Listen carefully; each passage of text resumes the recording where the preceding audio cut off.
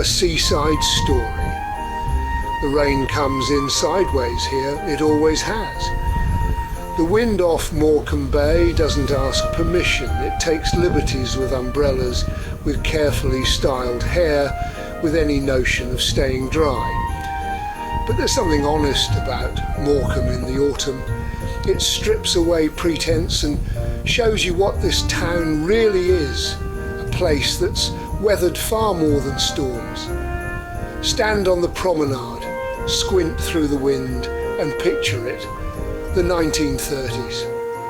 Morecambe in her prime, and they called her Bradford by the sea, tens of thousands arriving by train, chasing salt air and freedom. Then deck chairs packed the beach. The winter gardens sparkled with variety shows.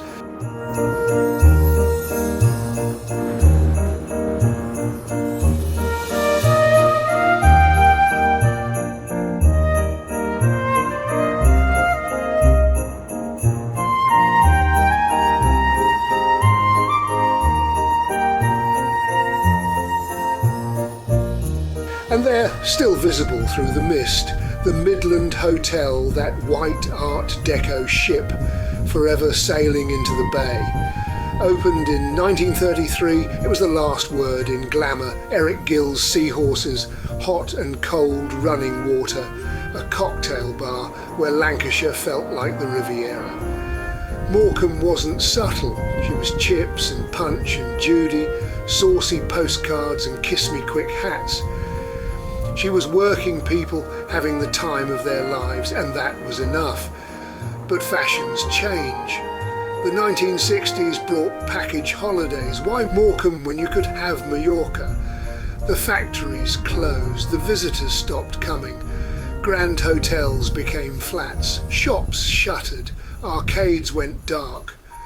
This is now one of England's most deprived towns. Child poverty, falling life expectancy, young people leaving, saying there's nothing here but memories.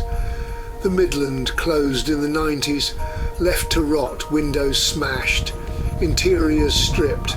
That proud white ship run aground. On days like this, when the bay vanishes into mist, you understand why people looked away, but Morecambe doesn't know when to quit.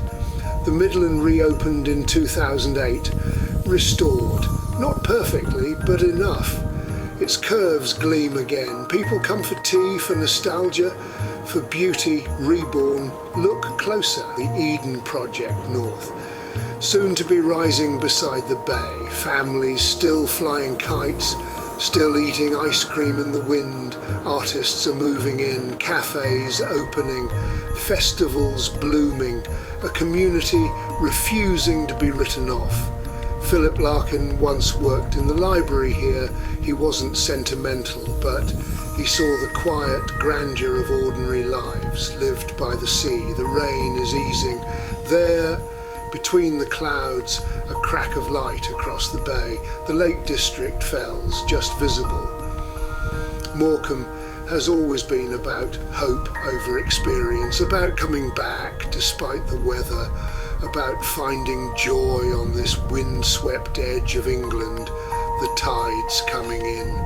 It always does. And Morecambe, she's still here, still standing, still facing the sea.